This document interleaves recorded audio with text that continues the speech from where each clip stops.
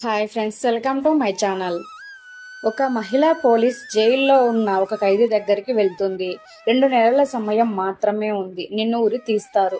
ఇక నీ చివరి కోరిక ఏదైనా ఉంటే చెప్పు, మేము దానిని తీర్చడానికి ట్రై చేస్తాం అని అడుగుతుంది. అప్పుడు ఆ ఖైదీ ఏమాత్రం బాధపడలేదు. అతని ముఖం మీద చిరునవ్వు అలాగే ఉంది. అతను నవ్వుతూ, నా చివరి కోరిక ఏంటంటే నేను బతికి ఉన్నంతకాలం ప్రతిరోజు ఒక అమ్మాయితో గడుపుతాను. ఆ అమ్మాయి ఒరిజిన్ అయి ఉండాలి. ఇదే నా చివరి కోరిక అని చెప్తాడు. అది విన్న మహిళా పోలీస్ షాక్ అవుతుంది. చివరి కోరిక అంటే ఇలాంటిది కాదు. నీ ఈ కోరికను తీర్చడం కుదరదు. ఎందుకంటే ఒక ఖైదీ కోసం ఒక అమ్మాయిని అలా చేయమని మనం బలవంతం చేయకూడదు. కాబట్టి ఇది కాకుండా వేరే కోరిక ఏదైనా అడుగు, తీరుస్తాం అని అతనితో చెప్తుంది. అప్పుడు అతను, నువ్వు కూడా ఒక అమ్మాయివే కదా, నిన్ను చూస్తుంటే నీకు ఇంకా పెళ్ళైనట్లు లేదు. నా కోరికను నువ్వు ఎందుకు తీర్చకూడదు అని అడుగుతాడు. అది విన్న ఆ మహిళా పోలీసు తన కోపం వచ్చింది. కంట్రోల్ చేసుకోలేక ఓపిక్గా, ఒక పోలీస్ ఆఫీసర్నైనా నేను నీ ఒక ఖైదీతో ఎలా చేయగలను? నీ కోరిక ఎలా తీర్చగలను? కుదరదు, ఇంకా ఏదైనా అడుగు అని చెప్పింది. కానీ అతను అదే నా చివరి కోరిక అని మళ్ళీ మళ్ళీ చెప్తున్నాడు. అయితే అతని కోరికను ఆ పోలీస్ ఆఫీసర్ తీర్చిందా? ఇది కథ కాదు, వాస్తవంగా జరిగిన సంఘటన. ఈ వీడియో పూర్తిగా చూసి చివరి వరకు ఏమైందో తెలుసుకోండి. చాలా ఇంట్రెస్టింగ్గా ఉంటుంది. మా ఛానల్ని సబ్స్క్రైబ్ చేసుకొని పక్కనే ఉన్న బెల్ ఐకాన్ని ప్రెస్ చేయండి. ఇప్పుడు మనం కథను స్టార్ట్ చేద్దాం. ఒక ఊరిలో ఒక పోలీస్ స్టేషన్ ఉంది. అందులో ఒక పెద్ద పోలీస్ ఆఫీసర్గా ఒక ఆమె పనిచేస్తూ ఉంది. ఆమె ఉద్యోగంలో చేరి సరిగ్గా సంవత్సరం కూడా కాలేదు. ఇంతలోనే తను ఎన్నో ప్రఖ్యాతలను, పేరును సంపాదించుకుంది. ఆమె ఎంతో ధైర్యవంతమైన పోలీస్ ఆఫీసర్. ఆ ఏరియాలో ఎవరు తప్పు చేసినా వాళ్ళని వదిలిపెట్టదు. వాళ్ళని పట్టుకొని పోలీస్ స్టేషన్కు తీసుకువచ్చి వాళ్ళకి శిక్ష పడేలా చేస్తుంది. దీంతో ఆమెపై అధికారులు కూడా ఎన్నోసార్లు మెచ్చుకున్నారు. ఒకరోజు ఒక యువకుడు తన తల్లిని చంపాడని సంతోష్కి తెలిసింది. వెంటనే ఆమె తన పోలీస్ కానిస్టేబుల్స్ ను తీసుకుని అక్కడికి వెళ్ళింది. అక్కడ కనబడింది చూసి వాళ్ళంతా షాక్ అయ్యారు. అక్కడ ఒక మహిళ చనిపోయి కింద పడిపోయి ఉంది. ఆమె ఎదురుగా ఆమె కొడుకు చేతిలో ఒక పెద్ద కర్రను పట్టుకొని నిలబడి ఉన్నాడు. వెంటనే సంతోషి అతన్ని చూసి హెచ్చరించింది. అతని చేతిలో కత్తి కింద పడేసి పోలీసులకు లొంగిపోమని చెప్పింది. వెంటనే అతను ఆ కర్రను పడేసి పోలీసులకు లొంగిపోయాడు. అతనిని అరెస్ట్ చేసి పోలీస్ స్టేషన్ కు తీసుకువెళ్ళింది. 24 గంటల తర్వాత అతన్ని కోర్టులో హాజరుపరచాలి. అప్పటి వరకు పోలీస్ స్టేషన్లో ఉంచింది. ఏం జరిగిందో అడిగినప్పుడు అతను ఏమీ మాట్లాడలేదు. కొన్ని గంటల తర్వాత అతన్ని కోర్టులో హాజరుపరిచారు.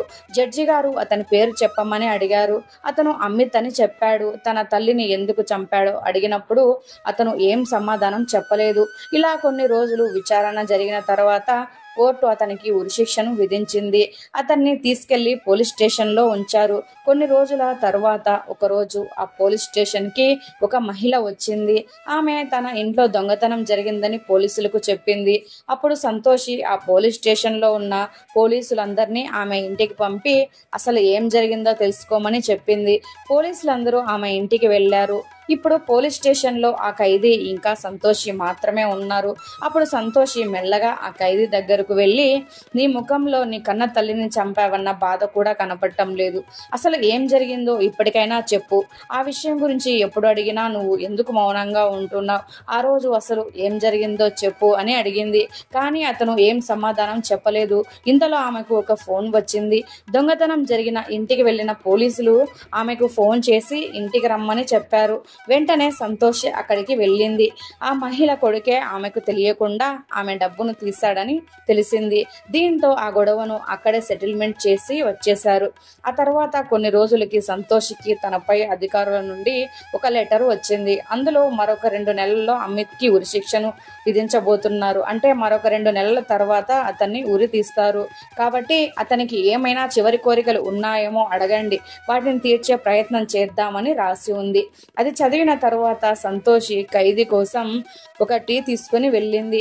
అది అతనికి ఇచ్చి, ఈరోజు పై అధికారుల నుండి ఒక లెటర్ వచ్చింది. మరొక 2 నెలల తర్వాత నిన్ను ఉరి తీస్తారు. కాబట్టి నీ చివరి కోరిక ఏదైనా ఉంటే చెప్పు, దానిని మేము తీర్చాలని రాసి ఉంది. మరి నీ చివరి కోరిక ఏంటి అని అడిగింది. అతను నవ్వుతూ ఉన్నాడు. అప్పుడు సంతోషి, నువ్వు ఇప్పటికీ కూడా నీ వల్లనే నీ తల్లి చనిపోయింది అని కనీసం బాధపడట్లేదు. ఇంకో 2 నెలల్లో నిన్ను ఉరి తీస్తారు అని చెప్పి నాకు కూడా భయపడట్లేదు. ఎలా ఎలా ఉంటున్నావు, సరే నీ చివరి కోరిక ఏంటి అని అడిగింది. అప్పుడు ఆ ఖైదీ నవ్వుతూ, ఈ రోజు నుంచి నేను బ్రతికి ఉన్నంత వరకు ప్రతి రాత్రి ఒక అమ్మాయితో గడపాలని అనుకుంటున్నాను. అందుకు ఒక వర్జిన్ అమ్మాయి కావాలి, అదే నా చివరి కోరిక అని చెప్పాడు. అది విన్న సంతోషి షాక్ అయింది. ఇదేం కోరిక? చివరి కోరిక అంటే ఇలాంటివి కాదు, కోరికలు మేము ఇలాంటివి తీర్చలేము, మరొక కోరిక ఏదైనా అడుగు అని చెప్పింది. కానీ అతను ఇదే నా చివరి కోరిక అని చెప్తాడు. అప్పుడు ఆ మహిళా పోలీస్ స్టేషన్ని ఈ కోరికను తీర్చడం కష్టం, ఎందుకంటే ఒక ఖైదీ కోసం ఒక అమ్మాయి అలా చేయమని చెప్పడం, అడగకూడదు, బలవంతం చెయ్యకూడదు, అది పూర్తిగా ఒక అమ్మాయి మనసుకు సంబంధించిన విషయం కాబట్టి అది కాకుండా ఇంకొకటి ఏదైనా అడుగు అని చెప్పింది. అప్పుడు అతను, నువ్వు కూడా ఒక అమ్మాయివే కదా, నిన్ను చూస్తుంటే నీకు ఇంకా పెళ్లి అయినట్లు లేదు, మరి నువ్వే నా కోరికను ఎందుకు తీర్చకూడదు అని అడిగాడు.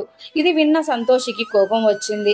కానీ ఆమె కోపాన్ని కంట్రోల్ చేసుకుని, నేను ఒక పోలీస్ ఆఫీసర్ని, నేను ఒక ఖైదీతో అలా ఎలా చేయగలను, అది కుదరదు, అది కాకుండా ఇంకా ఏదైనా అడుగు చేస్తాను అని చెప్పింది. కానీ అతను ఆ మాట వినలేదు, మళ్ళీ మళ్ళీ అదే కోరికను అడుగుతున్నాడు.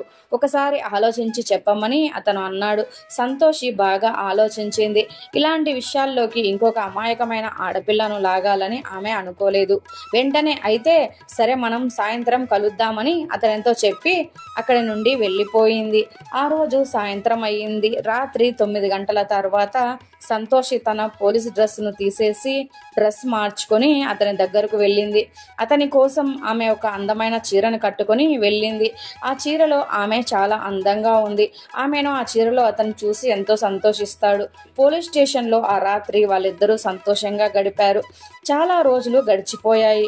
ప్రతిరోజు రాత్రి సంతోషి ఆ ఖైదీతో గడుపుతుంది. కొన్ని రోజుల తర్వాత, నీ చివరి కోరికను నేను తీర్చాను, దీనితో నువ్వు హ్యాపీగా ఉన్నావని అనుకుంటున్నాను అని ఆ మహిళా పోలీస్ ఖైదీతో చెప్పింది. అప్పుడు నవ్వుతూ, ఏ ఖైదీ అయినా చివరి కోరిక ఇలాగే అడిగితే వాళ్ళందరి కోరికను కూడా తీరుస్తావా అని అడిగాడు. ఆ మాటలు విన్న సంతోషి ఆలోచనలో పడింది. తర్వాత కాసేపటికి, ఇప్పటికైనా ఆ రోజు ఏం జరిగిందో చెప్పు, నువ్వు ఎందుకు మీ అమ్మను చంపేశావు అని అడిగింది. నేను మా అమ్మని ఎందుకు చంపుతాను, అలా ఎలా చేయగలను, నేను మా అమ్మని చంపలేదు. మా ఇంట్లోకి ఒక దొంగ వచ్చినప్పుడు వాడి నుండి ఆమెను కాపాడాలనే ఉద్దేశంతో ఒక కర్రను తీసుకున్నాను. అప్పటికే జరగాల్సిన నష్టం జరిగిపోయింది.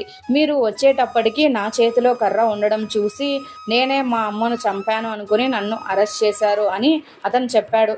అతని మాటలు విన్న ఆ పోలీసుకు జరిగిందంతా అర్థమైంది.